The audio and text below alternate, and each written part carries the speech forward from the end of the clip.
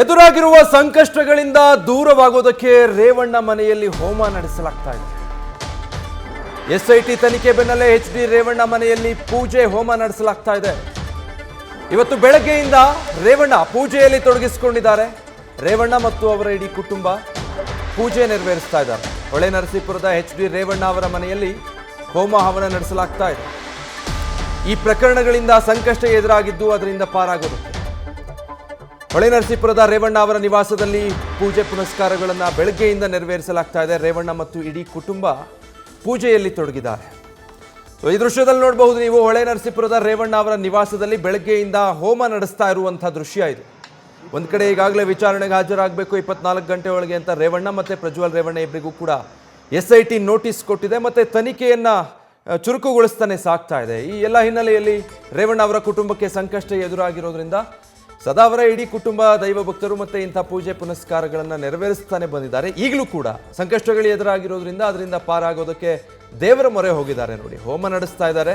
ಹೊಳೆನರಸೀಪುರದ ಅವರ ನಿವಾಸದಲ್ಲಿ ಇಡೀ ಕುಟುಂಬ. ಹಾಸನದ ಅವರ ಮನೆಯಲ್ಲಿ ಯಾರೂ ಇಲ್ಲ, ಖಾಲಿ ಮನೆ. ಎಸ್ಐಟಿಯಲ್ಲಿ ಬಾಗಿಲಿಗೆ ನೋಟಿಸನ್ನು ಅಂಟಿಸಿ ಹೋಗಿದ್ದಾರೆ. ಇಲ್ಲಿ ಹೊಳೆನರಸೀಪುರದ ಅವರ ನಿವಾಸದಲ್ಲಿ ಇವತ್ತು ಬೆಳಗ್ಗೆಯಿಂದ ಈ ರೀತಿ ಪೂಜೆ ಹೋಮ ಹವನಗಳನ್ನು ನೆರವೇರಿಸ್ತಾ ಇದ್ದಾರೆ.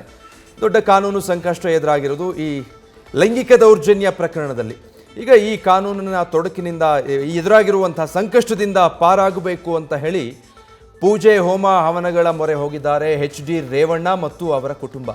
ತೀವ್ರ ಮುಜುಗರಕ್ಕೆ ಈಡು ಮಾಡಿರುವಂಥ ಪ್ರಕರಣ, ಜೊತೆಗೆ ದೊಡ್ಡ ಸಂಕಷ್ಟವನ್ನು ತಂದಿಟ್ಟಿರುವಂಥ ಪ್ರಕರಣ ಇದಾಗಿದೆ ಲೈಂಗಿಕ ದೌರ್ಜನ್ಯಕ್ಕೆ ಸಂಬಂಧಪಟ್ಟ ಹಾಗೆ.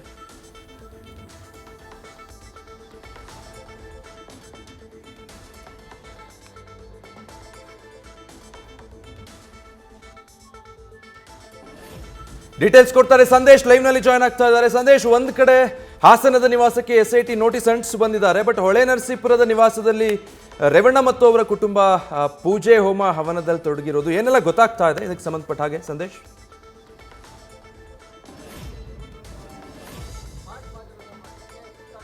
ವಿಜಯ್, ಹೊಳೆನರಸೀಪುರದ ಈ ಒಂದು ಚೆನ್ನಂಬಿಕಾ ನಿಲಯ ಏನಿದೆ, ಈ ನಿಲಯಕ್ಕೂ ಕೂಡ ಬಂದು ನಿನ್ನೆ ಸಂಜೆ ಏನು Holenarasipura town sub inspector Ajay Kumar ಅವರು ಕೂಡ ಬಂದು ನೋಟಿಸ್ ಅನ್ನ ಅಂಟಿಸಿದ್ರು.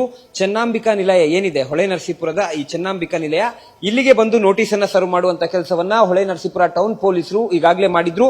ಈಗಾಗಲೇ ಅದನ್ನ ಕಿತ್ತು ಹಾಕಿ ಕಂಪ್ಲೀಟ್ ಆಗಿ ಮನೆಯನ್ನ ಸ್ವಚ್ಛಗೊಳಿಸಿ ಹೋಮ ಹವನವನ್ನ ನಡೆಸ್ತಾ ಇರುವಂತದ್ದು. ಯಾಕಂದ್ರೆ ಎಚ್ ಡಿ ರೇವಣ್ಣ ಅವರಿಗೆ ಈಗ ದೊಡ್ಡದೊಂದು ಸಂಕಷ್ಟ ಎದುರಾಗಿರೋದ್ರಿಂದ, ಯಾಕಂದ್ರೆ ಯಾವಾಗ ಸಂಕಷ್ಟಗಳು ಬಂದರೂ ಕೂಡ ಎಚ್ ಡಿ ರೇವಣ್ಣ ಅವರು ಯೂಶಲಿ ದೇವಸ್ಥಾನಗಳಿಗೆ ತೆರಳುವಂತದನ್ನ ನಾವು ನೋಡಿದೀವಿ. ಈಗ ಸದ್ಯ ದೊಡ್ಡ ಒಂದು ಕಾನೂನಿನ ಸಂಕಷ್ಟ ಬಂದಿದೆ, ಕಂಟಕ ಎದುರಾಗಿದೆ. ಹಾಗಾಗಿ ಈಗ ಸದ್ಯ ಏನು ಹೋಮವನ್ನ ಈಗಾಗಲೇ ಮಾಡ್ತಾ ಇರುವಂತದ್ದು. ಹೋಮ ಹವನ ಮನೆ ಒಳಗೆ ನಡೀತಾ ಇದೆ. ಈಗಾಗಲೇ ಮನೆ ಒಳಭಾಗದಲ್ಲಿ ಪೂಜೆ ಕೂಡ ನಡೀತಾ ಇದೆ. ಜೊತೆಗೆ ರೇವಣ್ಣ ಅವರು ಕೂಡ ಸುಮಾರು 2 ಗಂಟೆಗಳಿಂದ ಆ ಹೋಮದಲ್ಲಿ ಕೂತಿರುವಂತದ್ದು. ಬಂದಿರುವಂತಹ ಸಂಕಷ್ಟ ಪರಿಹಾರ ಆಗ್ಲಿ ಅನ್ನೋ ಕಾರಣಕ್ಕೆ ಇವತ್ತು ಹೋಮ ನಡೀತಾ ಇರುವಂತದ್ದು. ಹಾಗಾಗಿ ಸಿಬ್ಬಂದಿಗಳೆಲ್ಲರೂ ಕೂಡ ಮನೆಯ ಒಳಭಾಗದಲ್ಲಿ ಕಂಪ್ಲೀಟ್ ಆಗಿ ಸ್ವಚ್ಛಗೊಳಿಸುವಂತ ಕೆಲಸವನ್ನ ಕೂಡ ಮಾಡಲಾಗಿದೆ. ಜೊತೆಗೆ ನೋಟಿಸ್ ಅನ್ನ ಕೂಡ ಕಿತ್ತು ಹಾಕಿ ಈಗ ಸ್ವಚ್ಛಗೊಳಿಸಿರೋದ್ರಿಂದ ಇಲ್ಲಿ ಪ್ರಮುಖವಾಗಿರುವಂತದ್ದು ಮಹಜರು ಸಂದರ್ಭದಲ್ಲಿ ಸಮಸ್ಯೆಗಳು ಎದುರಾಗುವಂತ ಸಾಧ್ಯತೆಗಳಿದಾವೆ. ವಿಜಯ್, ಸಂದೇಶ್, ಇನ್ನು ವಿಚಾರಣೆಗೆ ಸಂಬಂಧಪಟ್ಟ ಹಾಗೆ ಈಗ ನೋಟಿಸ್ ಬಂದಿರೋದ್ರಿಂದ, ಅದು ಅವರ ಗಮನಕ್ಕೂ ಇರೋದ್ರಿಂದ ರೇವಣ್ಣ ಅವರ ನಡೆ ಏನಾಗಬಹುದು ಆ ಬಗ್ಗೆ ಏನಾದರೂ ಮಾಹಿತಿ ಗೊತ್ತಾಗ್ತಿದ್ಯಾ?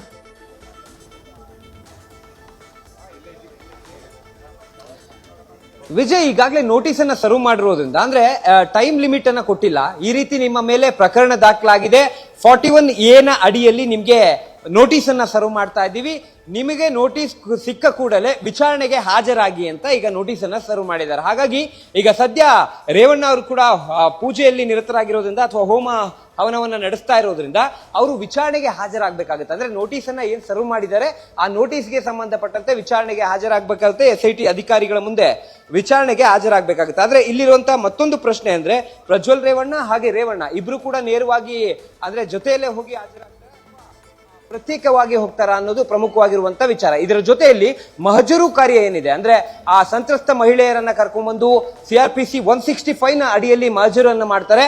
ರೇವಣ್ಣ ಅವರು ಮನೆಯಲ್ಲಿದ್ದಂತ ಸಂದರ್ಭದಲ್ಲಿ ಯಾವುದೇ ಕಾರಣಕ್ಕೂ ಕೂಡ ಸ್ಥಳ ಮಹಜರು ಮಾಡೋದಕ್ಕಾಗೋದಿಲ್ಲ. ಜೊತೆಗೆ ಈಗಾಗಲೇ ಮನೆಯನ್ನ ಸ್ವಚ್ಛಗೊಳಿಸ್ತಾ ಇದ್ದಾರೆ, ಮನೆಯನ್ನ ಕಂಪ್ಲೀಟ್ ಆಗಿ ಕ್ಲೀನ್ ಮಾಡ್ತಾ ಇದ್ದಾರೆ.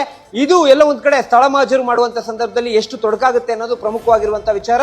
ಅದರ ಜೊತೆಗೆ ರೇವಣ್ಣ ಅವರು ಇಲ್ಲಿ ಇರದೆ ಅಂದ್ರೆ ಇಲ್ಲಿಂದ ಹೊರಗೆ ಹೋದ ನಂತರ ಮಾತ್ರ CRPC 165 ನ ಅಡಿಯಲ್ಲಿ ಸ್ಥಳ ಮಹಜರನ್ನ ಮಾಡಬಹುದು. ಅದನ್ನ ಹೊರತುಪಡಿಸಿದ್ರೆ ಅವರು ಇಲ್ಲೇ ಇದ್ದಂತ ಸಂದರ್ಭದಲ್ಲಿ ಯಾವುದೇ ಕಾರಣಕ್ಕೂ ಕೂಡ ಸ್ಥಳ ಮಹಜರನ್ನ ಸಂತ್ರಸ್ತೆಯರನ್ನ ಕರ್ಕೊಂಡ್ಬಂದು ಮಾಡೋದಕ್ಕಾಗೋದಿಲ್ಲ.